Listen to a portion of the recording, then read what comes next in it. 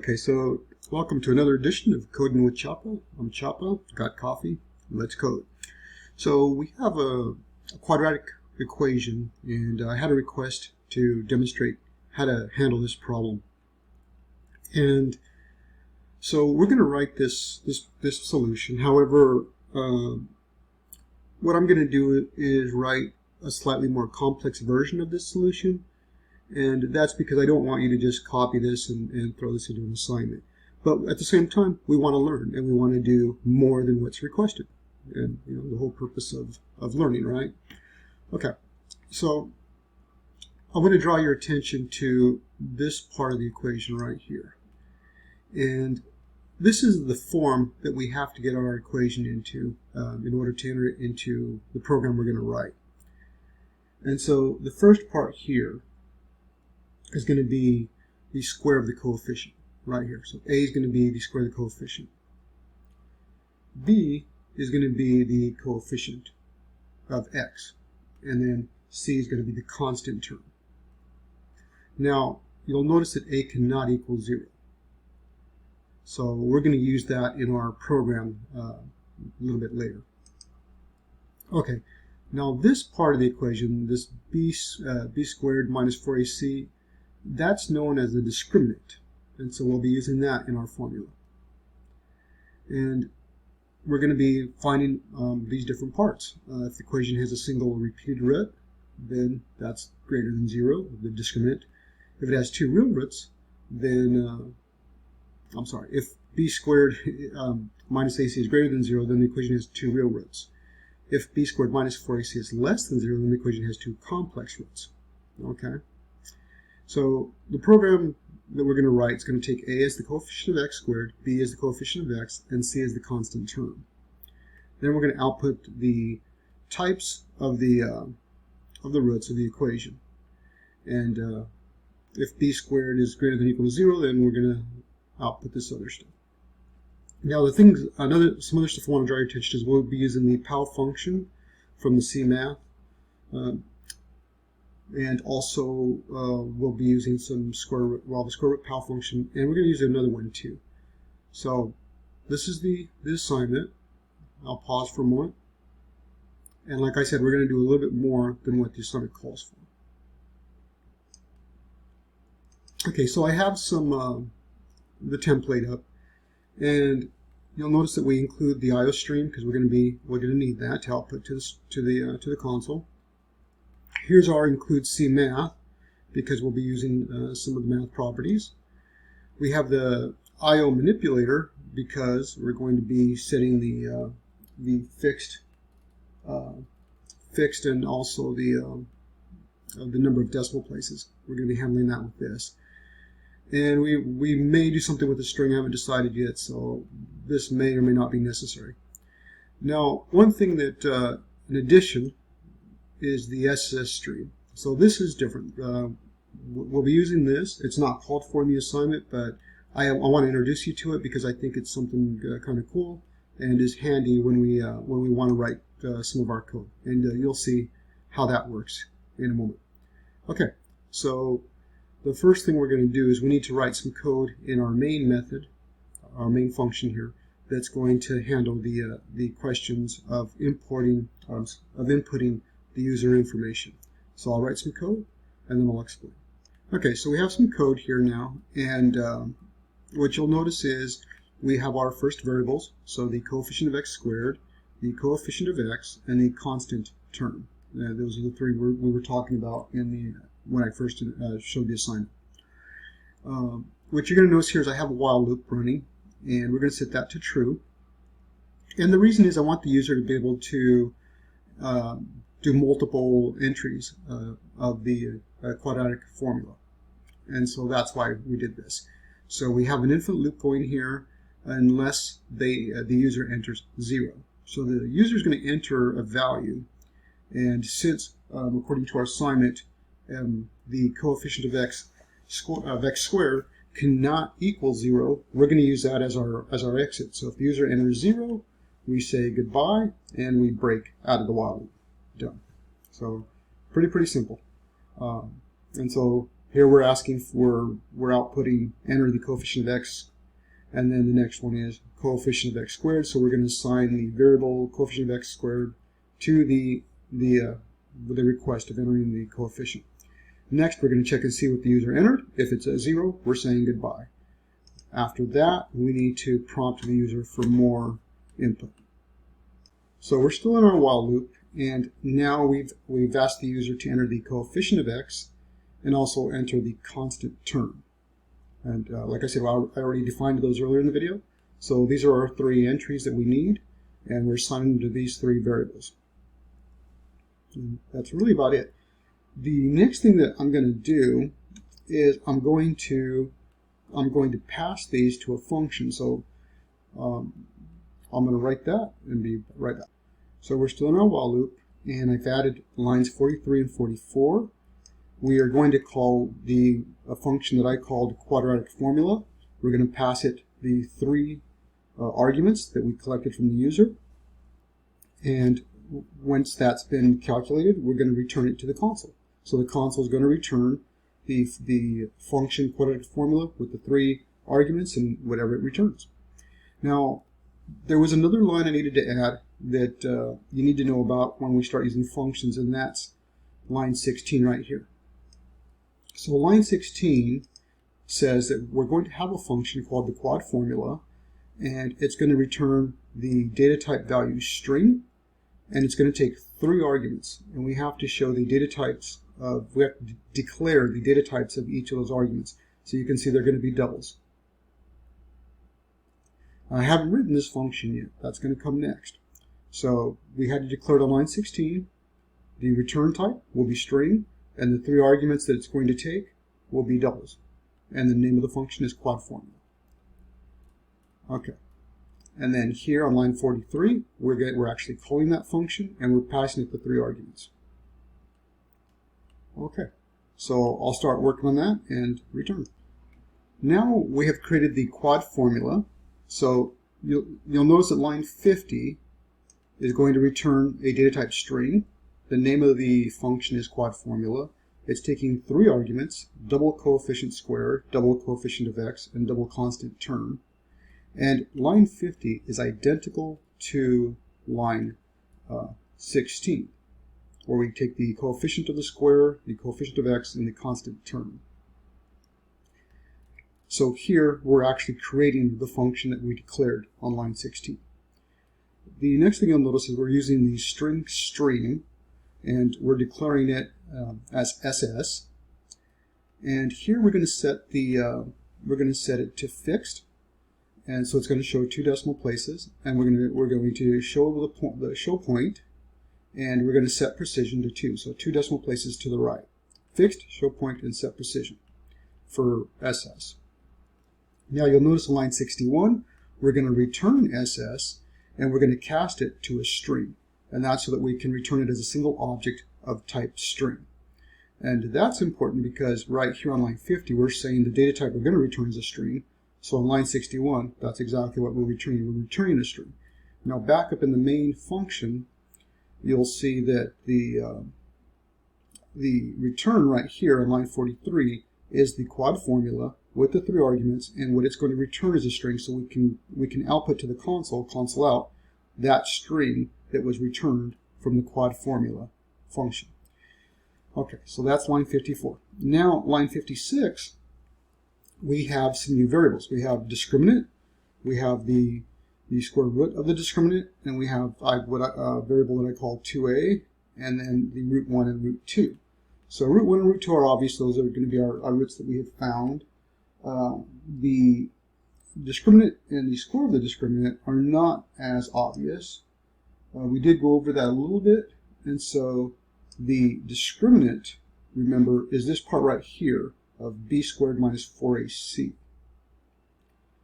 And the square root of the discriminant is when we take it to get rid of the root. So we'll go through this and demonstrate how we're going to do this. Oh, in the 2a, that is right here. This is 2a, the bottom part here, the denominator. So this divided by 2a, that's what this variable here is going to be, 2a. All right? So now we're ready to roll. I'll write a little bit more code and then I'll explain. Okay, so on line 60, I took discriminant and I assigned it to the power of the coefficient of x raised to the second power minus 4 multiplied by the coefficient of square times the constant term. So if we take a look at the assignment here, you can see that that's this part here. The b squared minus the 4ac is the discriminant. So the discriminant is the power coefficient. That is the power. So we're taking the coefficient of x right here. That's b squared raised to the second power, so the square, and then we're using the power from the math property. So here we are, power coefficient of x raised to the second power, and then we're going to subtract 4 times ac, so 4 times the coefficient of the square times the constant of the term, and that gives us the discriminant, or this part of the function right here, b squared minus 4ac. All right. And then I put a comment here so that you can see that that's what it is. Okay, so now we need to do a little bit more work. Okay, so now I wrote line 62, which is 2a. We're using that variable now. And we're going to say 2a is equal to when 2a was declared here, now we're initializing it to 2 times the coefficient of x squared. So it's just 2a. Again, from this part of the formula, it's just this right here, the lower part. The next thing that we'll do is that I wrote the first part. So according to this right here, where does it say that? If the discriminant is equal to 0, then the equation has a single repeated root.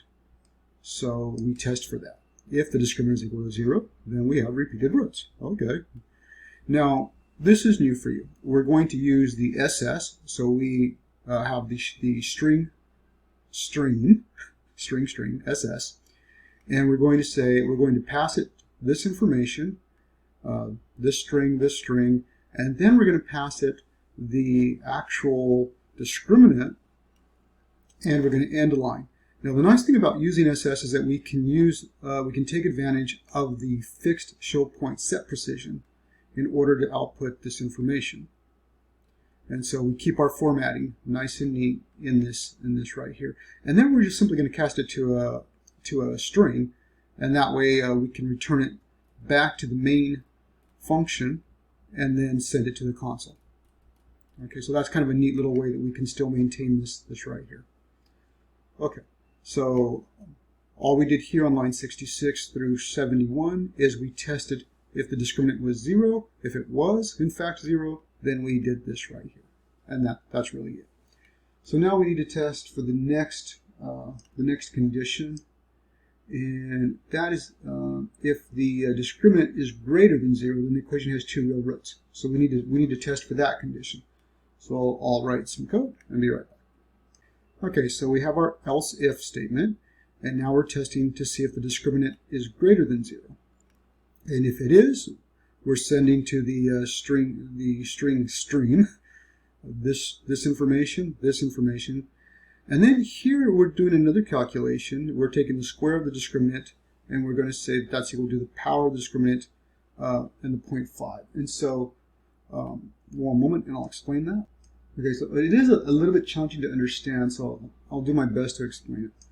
Basically, we need to find out what this is right here. And so we have the discriminant, which is everything underneath the square root symbol here. But in order to retrieve this, we have to take the square of this square root. And so the way that we would do that is we have to say we're going to take the discriminant raised to the 0.5 power. And that will undo this right here. Okay. So I don't know a better way of explaining it other than we have to get this out of the square root, and that's just how we do it. Okay. So now that we have the square of the discriminant, we can do some work. Okay. So on line 79 and line 80, we actually are finding the roots. And so now we're going to need to take the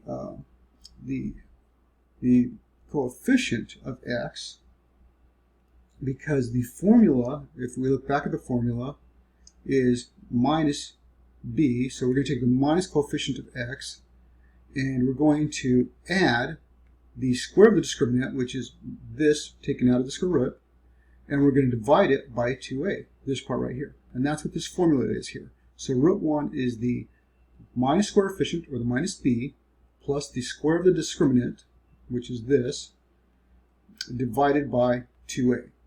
And then on line 80, we have the other side of that. So the minus of the coefficient of x minus the square root of the discriminant divided by 2a.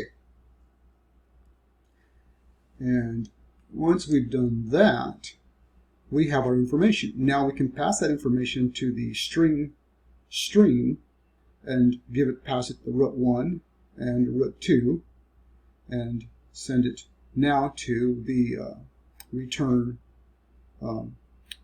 string, casting it as a string, and that will return it right here to the line 43 quad formula, and then end line. And then the next thing that's going to happen is we'll test it. We'll go into the while loop and see if we want to run some more numbers. And if we don't, we enter 0 as the coefficient of x squared, and that will kick us out of the while loop. Okay, but we're not done here. So if we tested the discriminant for being equal to 0, and now we test it to see if it's greater than 0, then that only leaves the else statement, which is going to be if it's greater than 0. But we don't actually need to write the condition, because logically it has to be greater. If it's not equal to, if it's greater than, then it must be less than. So we don't actually need to write the third condition. We can simply just logically deduce that that's what it is. So now line 86 has been added, and to the string we've added the equation has complex roots, and we end line. That's it. So that's our else statement. If it's the same as 0, else if it's greater than 0, else it must be less than 0, and therefore it has complex roots. And we have now satisfied the conditions that were requested in the assignment. And we did more than that, because what we did was we used a new method called the string stream right here on line 12, and we used it to complete our formatting of the information. And we also created our functions. So we did it properly. We did it in a quad formula function, so we can reuse this function. And we created our arguments, and we're passing it to the function. We also had a demonstration of using an if-else statement with our comparators. And we also created a while loop that was set to true for an infinite while loop, because we don't know the number of iterations. We don't know how many times the user is going to want to run this thing. And we used a center value, and that's going to be 0. If the user enters 0, we break the loop and we're out. Okay, so all that's left now is to run this and see if it works. So let's go ahead and hit F5 to compile. And so our console comes up, says enter the coefficient of x squared.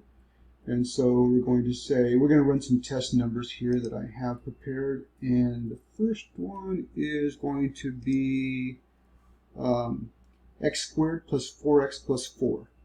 So if you have x squared, then the enter coefficient of x squared is 1. And it's plus 4, so the coefficient of x is 4 for 4x. And the constant is 4. So we run it. It says repeated roots, and it's a -2, and that is correct.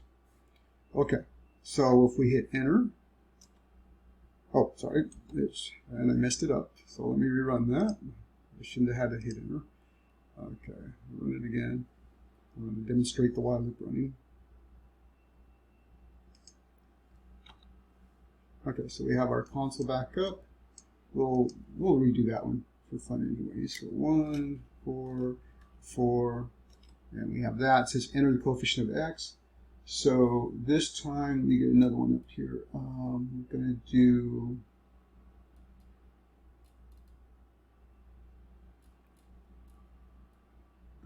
let's see.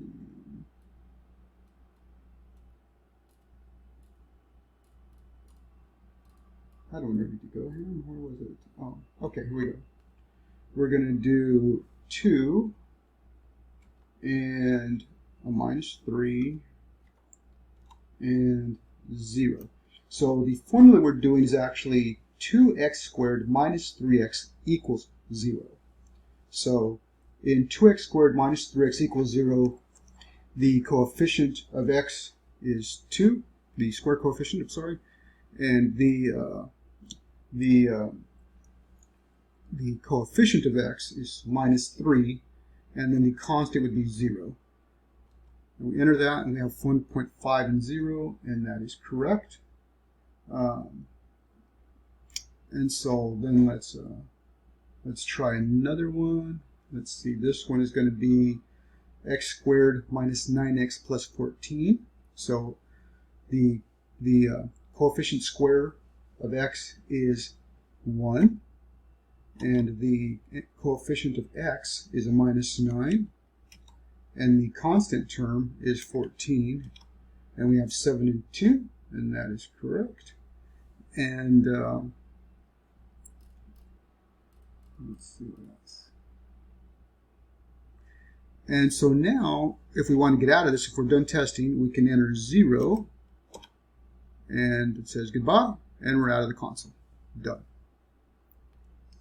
So this program as written would not pass if you were using this as an assignment for what was given, because we used functions and we used the string stream.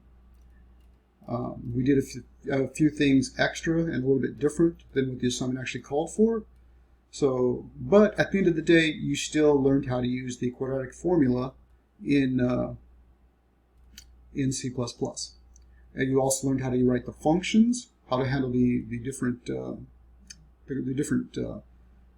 arguments of the quadratic formula, how to set them up, such as in line 60. I gave you the commenting here so you know what part of the equation we're talking about. And it's pretty simple. Really not that complicated. All right, well, I hope you enjoyed that. And if you have any questions or feedback, let me know.